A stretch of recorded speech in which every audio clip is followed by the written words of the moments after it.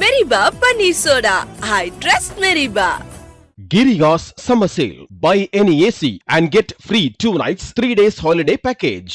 தீர்மானம் கொண்டாந்து நிறைவேற்றப்பட்டு மாண்பு உறுப்பினர்கள் அந்த விவாதத்தை கலந்து கொண்டு பல்வேறு கருத்துக்களை எப்பொழுது தெரிவித்துள்ளார். அப்பொழுது கொண்டு வந்த தீர்மானத்தின் அடிப்படையில் தீர்மானம் கொண்டாந்து நிறைவேற்றப்பட்டு மாண்பு உறுப்பினர்கள் அந்த விவாதத்திலே கலந்து கொண்டு பல்வேறு கருத்துக்களை எப்பொழுது தெரிவித்துள்ளார். அப்பொழுது கொண்டு வந்த தீர்மானத்தின் அடிப்படையில் அதிமுக பொதுச் செயலாளர் எடப்பாடி பழனிசாமி அவர்கள் நேற்று சட்டப்பேரவையில பேசும்போது அவருக்கு பின்னாடி அமர்ந்திருந்த திமுக எம்எல்ஏ துரை சந்திரசேகரன் அவர்கள் பண்ண செயல் இப்ப சோசியல் மீடியால வைரலாகி சர்ச்சையை ஏற்படுத்திட்டு வருது. பொதுவாகவே சட்டப்பேரவையில முதல்வர் விஜய் அவர்களுடைய முகபாவனை சோசியல் மீடியால பேசுபொருளா தான் மாறி இருக்கு. பலரும் முதல்வர் விஜய் அவர்களோட முகபாவனையை விமர்சிக்கிறதையும் பார்க்க முடியுது. அந்த வகையில நேற்று அதிமுக பொதுச் செயலாளர் இபிஎஸ் அவர்கள் பேசும்போது திமுக எம்எல்ஏ துரை சந்திரசேகரன் முதல்வர் விஜய் அவர்களுடைய முகபாவனையை தான் கேலி பண்ணியிருக்காருன்னு சொல்லி இந்த வீடியோ சோசியல் மீடியால வைரல் ஆயிட்டு இருக்கு. ஆனா இவர் இந்த மாதிரி செய்கை செஞ்சதுக்கான காரணம் என்ன, அவர் யாரை பார்த்து அப்படி பண்ணாரு அப்படிங்கிற விஷயங்கள் எல்லாம் இப்போ அவர்கிட்ட கேட்கப்பட்டு வருது. இப்படி நேற்று நடந்த சட்டப்பேரவை கூட்டத்துல பல சம்பவங்கள் நடந்திருக்கு. குறிப்பா லைவ் டெலிகாஸ்டிங் பாதியிலேயே நிறுத்தப்பட்டது இப்போ மிகப்பெரிய சர்ச்சையை ஏற்படுத்தி சோசியல் மீடியால அது ஒரு விவாத பொருளாவே மாறி இருக்கு அப்படிங்கிறதும் குறிப்பிடத்தக்கது. இப்படி லைவை கட் பண்ணது திட்டமிட்ட செயல்னு எதிர்கட்சி இப்போ குற்றம் சாட்டிட்டு வர நிலையில இது தொடர்பா ஆளும் கட்சி தரப்புல இருந்து என்ன விளக்கம் அளிக்கப்படுது அப்படிங்கறதையெல்லாம் வெயிட் பண்ணி பார்க்கலாம். மாண்புமிகு உறுப்பினர் திரு எடப்பாடி கே பழனிசாமி அவர்கள். மாண்புமிகு பேரவைத் தலைவர் அவர்களே, பொன்மனச்சம்மல் புரட்சித் தலைவர் எம்ஜிஆர் அவர்களையும் இதயம் புரட்சித் தலைவி அம்மா அவர்களையும் வணங்கி நடைபெற்று முடிந்த சட்டமன்ற பொதுத் தேர்தலில்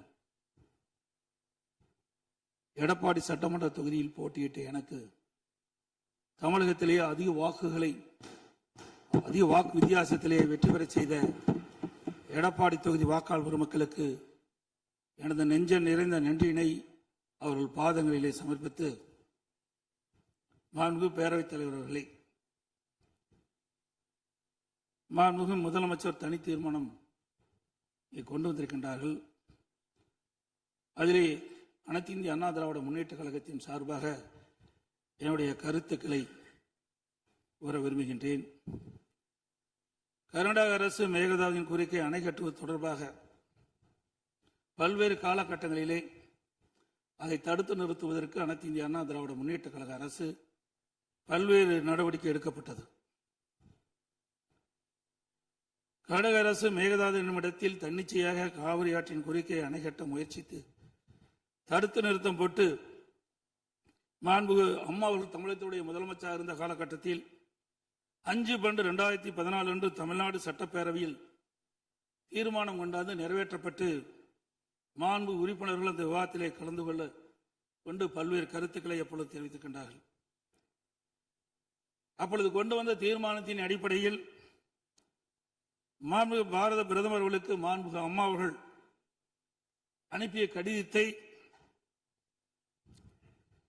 அன்றைய தினம் இருந்த தமிழ்நாடு சேர்ந்த நாடாளுமன்ற உறுப்பினர்கள், புதுச்சேரியை சேர்ந்த நாடாளுமன்ற உறுப்பினர்கள் சுமார் 55 பேர் மாண்புமிகு பாரத பிரதமர் அவர்களை 28/3/2015 அன்று சந்தித்து இந்த கடிதத்தை கொடுத்து இதன் அடிப்படையில் நடவடிக்கை எடுக்க வேண்டும் என்று தெரிவித்தார்கள். அப்போது சம்பந்தப்பட்ட துறையிடம் தற்போதைய நிலை குறித்த அனைத்து விவரங்களையும் சேகரிக்க ஏற்கனவே அறிவுறுத்தியுள்ளதாகவும் இது குறித்து பரிசீலிப்பதாகவும் அன்றைய தினம் மாண்பு பாரத பிரதமர் நாடாளுமன்றத்திலே உறுதியளித்தார்கள். மேலும் மாண்பு அம்மா அவர்கள் தமிழகத்தில் முதலமைச்சர் இருந்த காலத்தில் 25/4/2015 அன்று மாண்பு பாரத பிரதமர்களை நேரிலே சந்தித்து மேகதாது திட்டத்தினை கர்நாடக அரசு செயல்படுத்தக்கூடாது என கர்நாடக அரசுக்கு அறிவுறுத்தபடி கோரிக்கை விளக்கென கடிதம் பிரதமருக்கு அளித்தார்கள். மாண்புமிகு அம்மா அவர்கள் முதலமைச்சர் இருந்த காலத்தில் மாண்புமிகு பாரத பிரதமரிடம் 7/8/2015 மற்றும் 14/6/2016 ஆகிய நாட்களில் நேரில் சந்தித்து மேகதாது திட்டத்தினை கர்நாடக அரசு செயல்படுத்த அனுமதிக்க கூடாது என்று வலியுறுத்தினார்கள். மாண்புமிகு புரட்சித் தலைவி அம்மா அவர்கள் மேகதாது அணை உட்பட காவிரி ஆற்றின் குறுக்கே கர்நாடக அரசு காவிரி நடுவர் மன்ற இறுதி ஆணையை மீறும் வகையிலும் தமிழ்நாடு அரசின் இசைவு பெறாமலும் எந்த ஒரு திட்டத்தையும் செயல்படுத்த உத்தேசிக்குமானால் தமிழ்நாட்டின் உரிமையை நிலைநாட்ட சட்டப்பூர்வமான அனைத்து நடவடிக்கைகளும் தமிழ்நாடு அரசு மேற்கொள்ளும் என 18/8/2016 அன்று இம்மாமன்றத்தில் 110 விதியின் கீழ் உறுதிபட தெரிவித்தார்கள். இதற்கிடையில் மாநில அரசுகள் தாக்கல் செய்த சிவில் வழக்குகள் விசாரணைக்கு உகந்ததா என்பது பற்றி உச்சநீதிமன்றத்தில் சம்பந்தப்பட்ட மாநிலங்கள் மத்திய அரசுடன் வாதிட்டன. 9/12/2016 அன்று உச்சநீதிமன்றம் அளித்த ஆணையில் இம்மனுக்கள் உச்சநீதிமன்றத்தின் விசாரணைக்கு உகந்தவை என தீர்ப்பளித்து அதன் பின்னர் ஜூலை 2017 முதல் செப்டம்பர் 2017 வரை இறுதிக்கட்ட வாதங்கள் உச்சநீதிமன்றத்தில் நடைபெற்றன. இதில் கர்நாடக அரசு 9 நாட்களும், கேரள அரசு 2 நாட்களும், தமிழ்நாடு அரசு 13 நாட்களும், புதுச்சேரி மற்றும் மத்திய அரசு தலா 1 நாட்களும் தங்கள் வாதங்களில் நீதிமன்றத்தில் எடுத்து வைத்தன. அனைத்து தரப்பு வாதங்களையும் கேட்டிருந்த உச்சநீதிமன்றம் 16/2/2018 அன்று தனது தீர்ப்பினை வழங்கியது. இத்தீர்ப்பின் முக்கிய அம்சங்கள் பின்வருமாறு: பன்மாநில நதிகள் தேசிய சொத்து, எந்த ஒரு மாநிலம் தனி உரிமை கோர இயலாது என்று நவம்பர் 1991 ஆண்டியே உச்சநீதிமன்றத்தின் கருத்து இத்தீர்ப்பில் மீண்டும் உறுதி செய்யப்பட்டுள்ளது.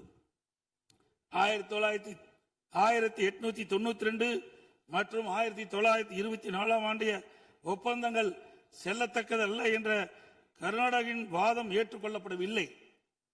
கர்நாடக அரசு தமிழ்நாட்டின் பாசன பரப்பான 24.708 லட்சம் ஏக்கர் என்பதை 21 லட்சம் ஏக்கர் என குறைக்க வேண்டும் என நடுவர் மன்றத்தின் முன் வாதிட்டது. இதனை காவிரி நடுவர் மன்றம் ஏற்றுக்கொள்ளாமல் தமிழ்நாட்டின் பாசன பரப்பு 24.708 லட்சம் ஏக்கர் என அதன் இறுதி தீர்ப்பில் குறிப்பிட்டுள்ளது. இதனை உச்சநீதிமன்றம் ஏற்றுக்கொண்டுள்ளது. உச்சநீதிமன்றம் தற்போது பிறப்பித்த ஆணைக்கு பாதகம் ஏதும் இல்லாமல் காவிரி நடுவர் மன்ற இறுதி ஆணைப்படி மாதாந்திர அடிப்படையில் 15 ஆண்டுகளுக்கு தமிழ்நாட்டிற்கு நீர் வழங்கப்பட வேண்டும் என்பது உறுதிப்படுத்தப்பட்டுள்ளது.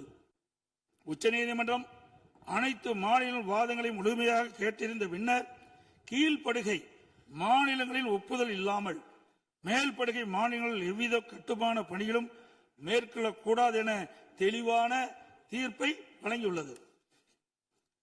மேகதாது திட்டத்தை செயல்படுத்தக்கூடாது என்ற நமது நிலைப்பாட்டை உச்சநீதிமன்ற தீர்ப்புக்கு முன்னரும் பின்னரும் 25/2/2017, 27/2/2017, 4/9/2018, 8/10/2018 மற்றும் 2/11/2018 ஆகிய நாட்களில் நான் முதலமைச்சர் இருந்த காலத்தில் மாண்பு பிரதமர் அவர்களுக்கு கடிதங்கள் மூலமாகவும் நேரடியாகவும் சந்தித்து அணை கட்டுவதற்கான அனுமதியை மத்திய அரசு வழங்கக்கூடாது என்று தொடர்ந்து வலியுறுத்தி கேட்டுக் கொள்ளப்பட்டது. மேலும் 5/7/2017 மற்றும் 23/11/2017 ஆகிய நாட்களில் மத்திய நீர்வள ஆதாரத்துறை அமைச்சரையும் நேரிலே சந்தித்தும் கடிதங்கள் வாயிலாகவும் கர்நாடக அரசுக்கு மேகதாது அணை கட்ட எவ்வித அனுமதியும் மத்திய அரசு வழங்கக்கூடாது என வலியுறுத்தப்பட்டது. ஏற்கனவே உச்சநீதிமன்றம் பெங்களூர் நகரின் குடிநீர் தேவை உட்பட பிற பயன்பாட்டுக்காக 14.75 டிஎம்சி அடி நீரை கர்நாடக அரசுக்கு கூடுதலாக அளித்து உத்தரவிட்டுள்ளது. இந்நிலையில் மீண்டும் பெங்களூரின் குடிநீர் தேவைக்கென 67 டிஎம்சி அடி நீர் கொள்ளளவு கொண்ட மேகதாது அணையை கட்ட கர்நாடக அரசு முயற்சிப்பது தமிழ்நாட்டை பாலைவனமாக்கும் உள்நோக்கம் கொண்ட ஒரு செயலாகும். எனவே இவ்வணை கட்டப்பட்டால் தமிழ்நாடு மக்களின் வாழ்வாதாரமும் உரிமையும் கடுமையாக பாதிக்கப்படும். மேலும் நீர் பற்றாக்குறை ஏற்படும் ஆண்டுகளில் கடந்த காலங்களைப் போலவே காவிரி நீரை முழுமையாக தனது உபயோகத்திற்காக கர்நாடகா பயன்படுத்தும் நிலை உருவாகும். இதை தவிர காவிரி படுகையில் மேற்படுகை மாநிலமான கர்நாடகா புதிய அணை கட்டுவதற்கான எந்த ஒரு அனுமதியும் மத்திய அரசு வழங்கக்கூடாது என்றும் உறுதிபட எடுத்துரைக்கப்பட்டது. மேலும் உச்சநீதிமன்ற ஆணைக்கு எதிராக கர்நாடக அரசின் மேகதாது திட்டத்திற்கான விரிவான திட்ட அறிக்கைக்கு அனுமதி வழங்கிய மத்திய நீர்வள குழுமத்தின் தலைவர், கர்நாடக நீர்வளத்துறை அமைச்சர் மற்றும் கர்நாடக உயர் அதிகாரிகள் மீது நீதிமன்ற அமைப்பது வழக்கு கண்டெம்ப்ட் ஆஃப் கோர்ட் எனது உத்தரவின் பேரில் 5/12/2012 உச்ச நீதிமன்றத்தில் தாக்கல் செய்யப்பட்டது. மீண்டும் மேகதாதில் புதிய அணை கட்ட விரிவான திட்ட அறிக்கை தயாரிக்க மத்திய நீர்வள குழுமம் கர்நாடக அரசுக்கு அளித்துள்ள அனுமதியை திரும்ப கோரி மத்திய அரசை வலியுறுத்தி தமிழ்நாடு சட்டப்பேரவையில் 6/12/2012 அப்போது முதலமைச்சர் இருந்த நான் கொண்டு வந்த தனி தீர்மானத்தை ஒருமனதாக நிறைவேற்றப்பட்டது.